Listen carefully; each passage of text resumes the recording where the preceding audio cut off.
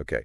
So, like, you know how we were talking about doing a deep dive into this whole thing with the deportations Mm-hmm. and the judge and this old law? Right, yeah. It's a pretty wild situation, right? Oh, yeah, definitely a lot to unpack there. For sure. And we've got like a ton of articles here to pull from Fox News, CBS News, NBC News, the New York Times. Yeah, you've got a really solid set of sources there for this deep dive. I mean, it's everything from the right wing to the, more left-leaning. Exactly. So we're going to try to give like the full picture here Yeah. for you to listen. So yeah, the mission here is to like really figure out what happened. Yeah. Like, why are these deportations even happening? What's the supposed legal basis?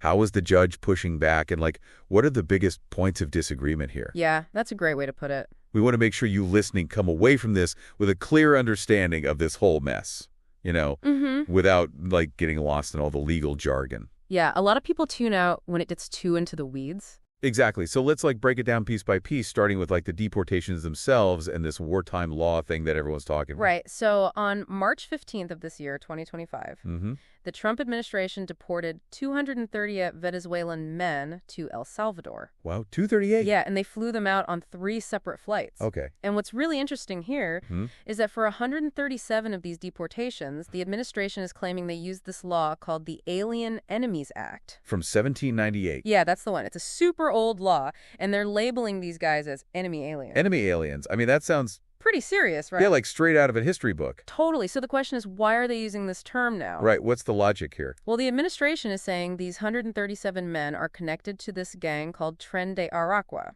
Okay, I've heard of them. They're a pretty big criminal organization. Yeah, pretty notorious. Right. And President Trump has straight up called this gang a foreign terrorist group. Oh, wow. And a wartime enemy. But wait a minute. Yeah. We're not at war with Venezuela, are we? Nope. No, declared war, which is what makes this whole thing even more complicated. Yeah, that's a huge red flag to me. Definitely. And this is one of the big issues that your sources are highlighting. Okay, so talk me through this law, this Alien Enemies Act. Okay, so this law was passed back in 1798. Wow, almost 230 years ago. I know, it's crazy old, and it basically gives the president a lot of power to detain and deport people. During wartime? Yeah, specifically when there's an invasion or a declared war against the U.S. Okay, so how does that apply here? Well, that's the million-dollar question, right? Yeah. Because the law says they can deport people who are over 14 years old who are from a hostile nation. And they're saying Venezuela is a hostile nation because of this gang. Exactly. That's their argument. And there are a couple of really big problems with this. So first off, is Venezuela actually a hostile nation in the way this law intended? I mean, they're not like a country we've declared war on. Right, it's not like World War II or anything. Exactly. And second, can you really call the arrival of some alleged gang members an invasion? Like, that just seems like such a stretch. It does, and that's why a lot of legal experts are saying this is a clear case of executive overreach. Yeah, using this super old law that was meant for a totally different situation. Exactly, and trying to apply it in a way that it was never intended for. To basically sidestep the normal process? Yeah, basically. So, okay, what about the other 101 Venezuelan men who were deported? Right, so for those deportations, the administration says they followed normal immigration procedures. So not the Alien Enemies Act? No, not for those guys. Okay, and initially we were just taking the administration's word about these guys all being gang members, right? Pretty much, yeah. The U.S. government didn't really give out much information at first. They didn't even release the names of the people they deported. Really? Yeah, but then CBS News got their hands on an internal government list. Oh, wow, so they leaked it. Yeah, basically. And it had all 238 names on it. So we know who they are now.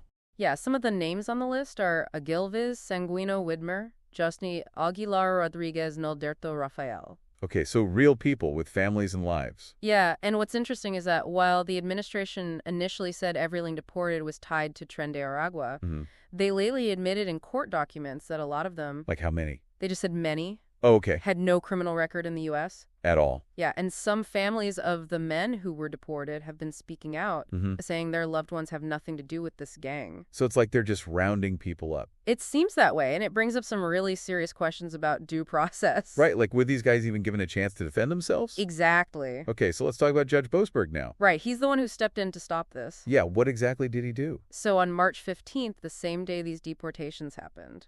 Wow, so he acted fast. Oh yeah, he issued an emergency restraining order. What does that mean?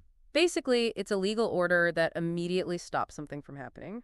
Okay, and in this case, it stopped the deportations. Yes, specifically, he blocked the Trump administration from using the Alien Enemies Act to deport these Venezuelans. Okay, so that's a pretty big deal. Huge. And he also ordered that any flights that were already in the air, With the deportees on board. yeah, he ordered them to turn around and come back to the U.S. Okay, so that sounds like a pretty strong message from the judge. Definitely, he was not messing around. So did the administration actually comply with the order? Well, this is where it gets really interesting. It seems that at least one of the planes... The deportees. Yeah, one of the planes landed in El Salvador after Judge Boasberg issued his order. So they ignored him. It seems that way, and what's even crazier is that the president of El Salvador, Nayib Bukele... Oh yeah, I've seen him on Twitter. He posted on social media, oopsie, too late. Seriously, he actually said that. Yeah, it was like a sarcastic comment. Wow, that's just adding insult to injury. Right. So basically the judge's order was defied, at least in part. Okay, so what did Judge Boasberg do when he found out about this? Well, he was not happy. I bet. He immediately demanded that the government give him detailed information about all the flights. Oh wow, so he wants to know exactly what happened. Yep. He wanted to know how many planes there were, how many passengers were on each plane, where they landed, and when they left the U.S. So basically, he's trying to figure out if they intentionally ignored his order. Exactly. He's trying to get to the bottom of this. Makes sense. So how did the government respond to this? Okay, so their response was pretty weak. Like how so? Well, first of all, it was hours late. Oh, that's not a good look. Nope. And Judge Boasberg actually called it woefully insufficient. Ouch. Yeah, he was not impressed. Instead of giving him the detailed information he asked for, they sent him a 6-paragraph declaration. A what? A declaration. It's like a formal statement. Okay. And it was from some regional ICE official in Texas. In Texas? Like, what does some random ICE official in Texas know about all this? Exactly, and that was Judge Boasberg's point. Okay, so he called them out on that.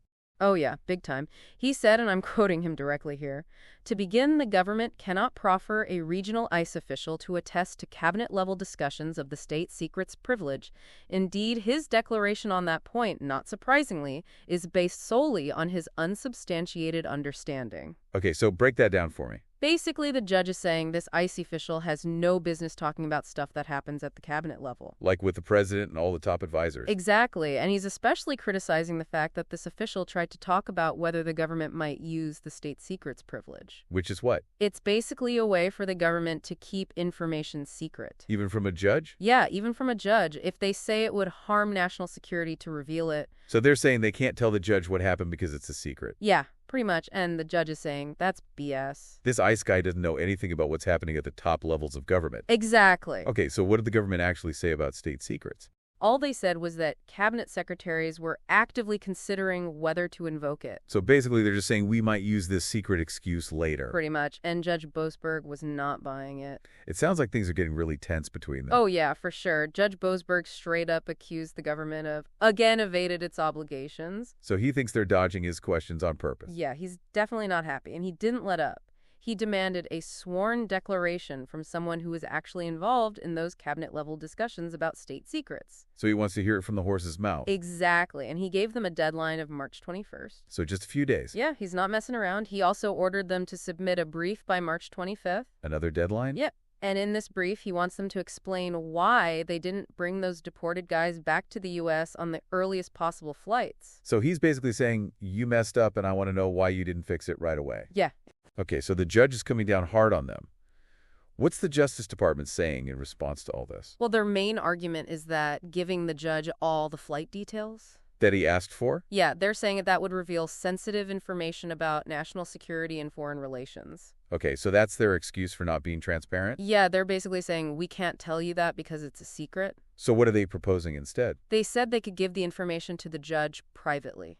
Oh, so like behind closed doors? Yeah, it's called an in-camera and ex parte submission. So the public wouldn't know what they said? Nope, just the judge. Okay, so it's like his compromise? Yeah, kind of. They also asked the court to wait for a ruling from the appeals court.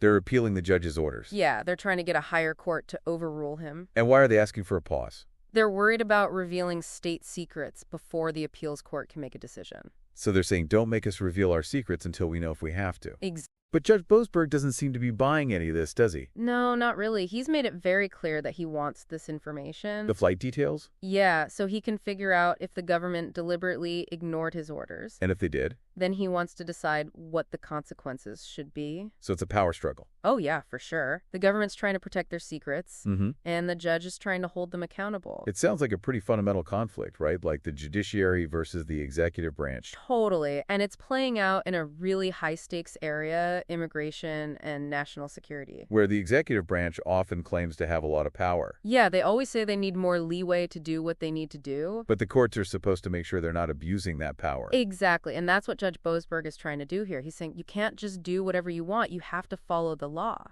And the government is pushing back hard. Oh, yeah. They're not happy about this at all. President Trump has even been attacking Judge Boasberg publicly. Really? Like what he's saying? He's called the judge's rulings ridiculous. Wow. And he's accused him of trying to usurp the power of the presidency. So basically he's saying the judge is overstepping his bounds. Yeah, he's saying he's interfering with the president's ability to do his job. And what about the Justice Department? Are they saying anything? Yeah, they put out a statement where they called the judge's demands inappropriate judicial overness. So they're basically saying the judge is sticking his nose where it doesn't belong. Pretty much. They're saying he's asking too many questions and getting involved in things that are none of his business. Okay, so this is getting pretty heated. It sounds like this is more than just a legal battle. Yeah, it's definitely becoming a political fight, too. And beyond the legal and political drama, what are the bigger issues here? Like, what should we be paying attention to? There are a few things that are really concerning. One is the lack of transparency from the government. Right, like we talked about how they didn't even release the names of the people they deported. Exactly, and it was only because CBS News got that list that we even know who they are. And what about their families? How did they find out what happened? A lot of them found out from videos and photos that the Salvadoran government posted online. Oh, wow. So they had to find out from another country's government. Yeah, can you imagine that? Your loved one just disappears. And you have no idea where they are? And then you see them in a video being marched off a plane in another country, surrounded by armed guards. That's just horrifying. It is, and it raises serious questions about due process. Right, like, did these guys even have a chance to say goodbye to their family? It doesn't seem like it. And were they given a chance to fight their deportation in court? It's unclear. And remember, the government claimed that all 238 of these guys were gang members. Right. But then they admitted that a lot of them had no criminal record in the U.S. And some of their families are denying that they have any gang connections. Exactly. So it's like they just rounded these guys up based on very little evidence. And shipped them off to El Salvador. Yeah, and the conditions they're being held in are pretty awful, too. What do you mean? Well, when they arrived in El Salvador, they were taken off the planes by armed guards. Okay. They were forced to get their heads shaved. Seriously. Yeah, and then they were sent to the maximum security prison called CCOT. Which is known for being really bad. Yeah, it's got a terrible reputation. And do we even know if they'll ever be released? That's unclear, and it's not even clear if their families or lawyers are allowed to contact them. So they're just completely cut off from the outside world. Pretty much. It's a really scary situation. Yeah, this whole thing is just messed up. So just to recap, we've got a super old wartime law being used to deport people. Mm-hmm. We've got a judge who's trying to hold the government accountable. Right. And the government is stonewalling him, claiming they can't reveal information because of national security. Yep. And in the middle of all this, you've got hundreds of people who've been deported with little to no due process. And who are now being held in terrible conditions. It's a real nightmare scenario. It is, and it raises some really fundamental questions about the balance of powers in our government. Right, like who gets to decide what's a national security secret? Exactly. And what happens when the executive branch abuses its power? And how do we protect the rights of individuals when the government claims it's acting in the name of national security? Yeah, these are all really tough questions. And I don't think there are any easy answers. Nope, not at all. So as we wrap up this deep dive, I want to leave you listening with something to think about. Okay. What does this whole situation tell us about the relationship between the executive branch and the judicial branch? Especially when national security is involved. Like, is the executive branch just allowed to do whatever it wants in the name of national security? That's a good question. Or does the judiciary have a duty to step in and say, hold on a minute, you're going too far? Right. And what about this 200-year-old law? The Alien Enemies Act. Yeah, isn't even relevant anymore? Mm-hmm. Or is it just a relic of a bygone era that's being misused to justify government overreach?